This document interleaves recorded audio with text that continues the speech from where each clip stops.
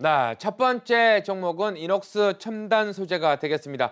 예전에 이제 소재에 관련된 이름이 들어가 있는 기업들 관심 있게 지켜봐야 된다라고 이야기해 주신 부분이 기억나는데요. 자, 이 종목 어떤 점에 주목하면 좋을까요? 네, 역시 여러분들이 보셔야 될 것들은 뭐가 있냐면은 향후 실적들이 긍정적으로 전환될 가능성 본 거.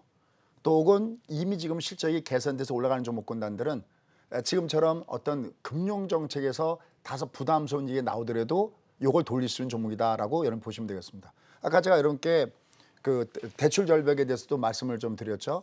전세 가격이 계속 올라가는데 실수요자들은 이 전세 대출이 안 될 때는 얼른 몰릴까요? 전부 다 제2 금융구로 몰리든지 그렇습니다. 다만 우리가 알게 모르게 사실 인정해야 되는 부분들이 있죠. 사실 그 자금 중에서 일부는 아시만 금융시장에 들어오게 되어 있습니다. 그러니까 지금 이 시장이 우리가 이제 N파동을 노리던 가장 큰 거는 뭐냐면 세수자는 세 가지가 물이 담겨 있어요. 경기, 그다음에 금리, 심리. 최근에 여러분 아시지만 금융시장이라든지 그다음에 중국의 문제, 그다음에 또 테이퍼링의 문제 때문에 심리까지 같이 하면서 내가 내려왔잖아요. 그럼 이거를 갖다가 이 찬물을 더 줄 수 있는 것은 오로지 경기밖에 없는 거거든요. 그게 나오면서 지금 주가가 위로 움직이고 있어요. 그럼 종목군들 중에서도 주가가 똑같이 덩달아서 몰려 나간 거잖아요. 한꺼번에 이렇게 걸어가다가 갑자기 사람들이 저쪽에서 와 밀려서 가면 일단 같이 도망가고 보는 거잖아. 야, 왜 뛰는데? 하지만 뛰다가 보면 이래서 또 그러면 이제 여기 실적 좋은 종목 올라가죠. 바로 그런 점이 뭐냐? 그중에 대표적인 것들이 실적 호전된 종목이라는 거죠. 그럼 이 이녹스 첨단 요거 뭐냐면 OLED 쪽에 긍정적인 마인드가 있다는 겁니다. 자, 그럼 그래프 잠깐 보시면서 설명드리도록 하겠습니다. 자, 이 종목을 보시면요. 주가 흐름이 일단 먼저 항상 제가 여기 밑에 마티는 보라고 하죠. 잘 내가 분석을 못하면요. 이 밑에 마티 넓어진 얘는 성장주인데 얘는 여기 담그지도 않았어요. 이 앞에서 두고 있죠. 와, 그럼 얘는 상대적으로 다른 종목보다는 탄력이 있다. 이렇게 보시면 되겠습니다. 일단 요거는 그 갤럭시 Z 물량이 예상보다 많고요. 그다음에 또 하나는 LG 디스플레이의 올레드 TV가 상당히 판매 호조를 보면서 역시 같이 혜택을 받고 있는 이런 부분입니다. 무엇보다도 3분기에 삼성전자 스마트폰 판매가 굉장히 호조를 보이고 있는 거 아시죠? 이런 부분들. 그다음에 신규 폴더블 스마트폰 출시에 맞춰 갖고서도 향후 실적에 대한 기대감들이 높기 때문에 이런 종목은 볼 필요가 있다라는 판단이고요. 그다음에 이 종목은 잠깐 위에 꿀팁 하나 드릴게요. 이렇게 뭔가 올라가다가 이렇게 짱대가 걸리잖아요. 그럴 때 항상 내가 한꺼번에 다 매수, 다 매도하려 하지 마시고요. 항상 매도도 분할, 매수도 분할, 이렇게 분할 매매하는 전략이 필요하다라는 판단입니다. 이 종목 같은 경우는 이 종목을 보시면 딱 주가가 뭐랑 똑같으냐면요. 미국 증시 모양과 아주 흡사해요. 우리는 내려갈 때 20이 하락 파동을 보였거든요. 이건 좀 이따 제가 10시 반에 자세히 좀 말씀드릴게요. 근데 얘는 그냥 중방이에요. 이게 중방이면 이게 외봉의 중방이면 어디 근처에 쓰냐면 마트에서 꼭 됩니다. 꼭 기억하시고요. 그래서 이런 종목군들은 이제 밑으로 주가가 출렁출렁 걸면서 조정을 받을 때, 왜냐하면 지수가 3일 동안 올랐으니까 좀 흔들거릴 거 아니겠습니까? 그때 이런 종목군들은 볼 필요가 있다라는 판단입니다. 나 계속해서 두 번째 종목은 한전산업이 되겠습니다. 최근 다시금 원자력 발전에 대한 이야기들이 좀 나오면서 추세 흐름 괜찮은 것 같은데요. 어떻게 우리가 또 대응하면 좋을까요? 여러분들 그 미래를 이끄는 섹터는 제가 항상 그 2부 방송을 드릴 때마다 많이 말씀드려요. 그래서 뭐 이런 우리가 이해하는 그 원전 섹터 말고도 뭐 메타버스 섹터라든지 그다음에 뭐 잘 모르겠다 하면 4차 산업화 이럴 때는 이름 뒤에 그 소재나 뭐 신소재, 머티리얼 붙은 종목군들은 항상 뭐 봐야 되든지 하여튼 뭐 쭉 제가 말씀드리는 것 중에 하나인데 이들 종목군단들은 그냥 짧은 매매가 아니라 긴 매매로 보셔야 됩니다. 푸틴 대통령이 그런 얘기했어요. 유가가 100불까지 갈 수 있다. 예전에 마치 그 한참 유가가 올라갈 때요. 골드만삭스에서 그거 예측한 거랑 비슷한데 그거 모르죠. 왜냐하면 사실 누가 그 누구도 유가가 이렇게까지 올라갈 줄 몰랐잖아요. 전부 다 친환경 쪽으로 바뀌고 있고 그런 상태 속에서 이렇게 올라갈 줄 몰랐는데 이번에 어떤 문제가 생겼어요. 특히 유럽에서는 친환경. 이번에 풍력이 완전히 망가졌죠. 그리고 친환경수로 가다 보니까 기존에 있는 이 화석 연료 이런 쪽에는 거의 투자를 안 했잖아요. 그러다 보니까 이런 난리가 터진 거죠. 결국 이번에도 많은 사람들이 느꼈을 겁니다. 이게 친환경 쪽으로 가야 되는구나. 근데 예전에 이 원전 같은 경우는 문제가 있었죠.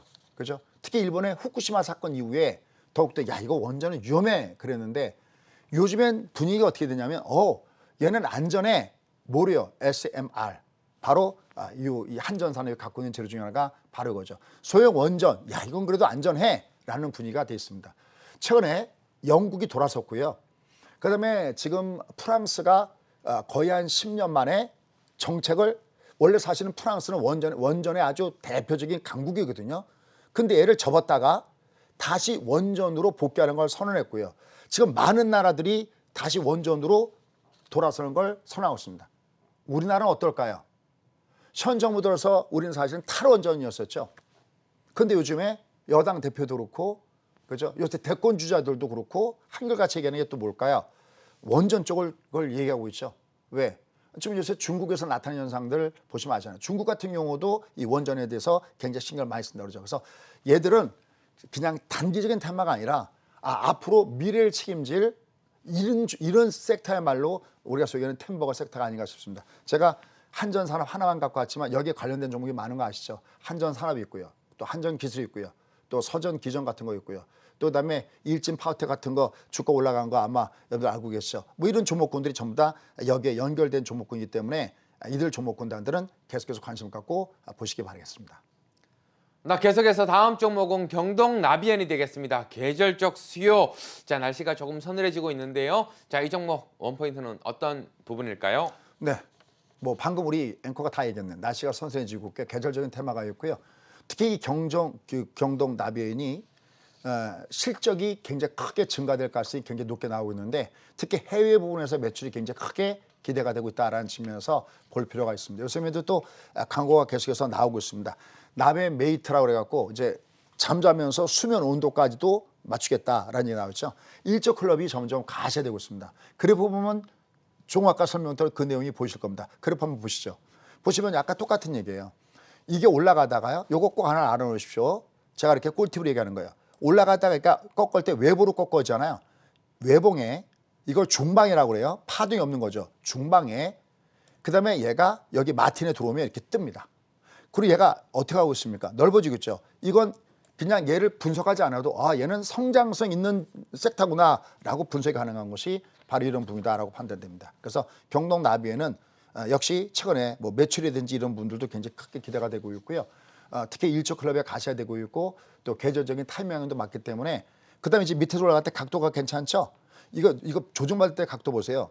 내려갈 때는 소은사같이 달려나가죠. 그죠? 상승은 완만했죠. 얘가 내려갔어요. 드디어 반격이 나타나고 있죠. 부위험에서 반격이 나타나고 있습니다. 그래서 앞에 있는 고점대 여기를 좀 겨냥해서 여기서 이거 역배이기 때문에 두대 맞거든요. 올라가도 이거 두대 맞을 때 배팅 전략을 구사하시면 될 것 같습니다. 네, 계속해서 자 이번 주 또 종목 상담 한번 가보도록 할 텐데요. 첫 번째 종목은 한섬이라는 종목이 들어와 있네요. 매수가 42,000원에 비중은 15%. 지금 구간 조금 수익권이긴 한데 어떤 전략 좋을까요? 일단 여러분들이 생각하셨을 때 어떤 걸 생각하셔야 되냐면은 어떤 종목군들이 실적이라든지 이런 부분들이 어떻게 전개가 되고 있는가 요걸 봐야 되고 또 하나는 현재 흐름의 테마와 이게 얼마나 일치하는가 요 부분을 같이 보셔야 된다라고 얘기할 수가 있겠습니다. 그러한 측면에서 지금 여러분들이 보신 그런 이 종목군단들은 상당히 좀 의미가 있는 이런 종목군 중 하나다라고 보시면 될 것 같습니다. 주가가 위에 올라갈 때는 좀 약간 조정을 받는다 하더라도 모양새가 살아있는 종목군단들은 계속해서 우리가 봐야 되는데 이 한성 같은 이런 종목군들은 최근에 주가의 패턴의 모양을 보면 조금씩 모양은 살아있는 이런 위치에 있다라고 판단되고 있습니다. 자, 그래프 잠깐만 보도록 하겠습니다. 자, 잠깐 보시죠. 잠깐 그래프 모습 보면은 역시 위에서 많이 조정을 받은 다음에 하단에서는 주가가 밑에서부터 올라갈 수 있는 이런 위치에 놓여 있고요. 오히려 조정을 받을 때는 이들 주변 종목군단들은 매수 중심에서 볼 필요가 있다라는 판단입니다. 지금 저희가 차트가 여기 가다가 약간 선이 좀 이상해서 그러는데 주가를 보면 이제 밑에서 바닥에서부터 상승으로 전환되는 과정이 놓여 있기 때문에 얘는 갖다가 던진다라는 관점보다는 오히려 제가 생각할 때는 주가가 조정을 받을 때 저가권대에서 매수를 해볼 만한 이런 구간권대다. 지금 화면이 지금 나가죠. 저 그래프를 보면 말씀드릴게요. 밑에 모양을 보시면은 그 앞에 보면 주가가 V홈에서 강한 반동을 준 다음에 옆으로 누웠다가 다시 장땅을 보면서 다시 주가가 위로 올라가기 시작하죠. 앞에 있는 고점대 51,000원대에서부터 주가가 조정도 굉장히 길기 때문에 이런 종목군들은 던지는 것이 아니라 오히려 지금 조금 이익이신데요. 오히려 이런 것들은 좀 더 가져가시면 좋겠고요. 특히 앞에 있는 고점을 돌파할 가능성, 그다음에 저쪽 가격의 마디존은 보시면 1차 걸린다 하더라도 한 45,000원, 그다음에 두 번째는 5만 원, 이 정도를 겨냥해서 좀 더 지속적으로 가져갈 필요가 있다라는 판단입니다. 네, 다음 문자 조금 빠르게 가보겠습니다. KH바텍이 들어와 있고요. 26,800원의 비중은 20%. 지금은 손실 구간인데 어떤 대응 전략이 있을까요? 이거는 좀 뒤늦게 들어가셨던 분들은 많이 고생하셨을 것 같아요. 그렇죠? KH바텍. 자, 요즘은 그래프를 곧바로 보면서 설명드리겠습니다. 그래프가 됐으니까 잘 볼게요. 정말 많이 빠졌죠. 이 고점에서 물렸던 사람들은 많이 손해를 보셨을 텐데요. 이분도 지금 손실 구간에 있네요. 근데 지금 이 종목도 지금 어디 와 있냐면 주가 위치가 딱 마틴 구간에 와 있죠. 여긴 도망가지 마십시오. 오히려 요건 밑으로 내가면 하단에서 조금 내가 비중이 20%좀 그렇긴 한데요. 오히려 요건 밑으로 가면 오히려 좀 더 배팅을 씌워줄 만하다라는 판단이고요. 주가는 조만간 다시 위로 재차 반등을 줄까 싶으니까 너무 불편한 마음으로 계시지 않으셨으면 좋겠고, 최근에 특히 여러분들 아시다시피 이 폴더블 폰에 대한 인기들, 이런 분들이 굉장히 크게 대두가 되고 있다는 점에서 이건 오히려 역으로 도망가지 마십시오라는 말씀 드리고 싶습니다.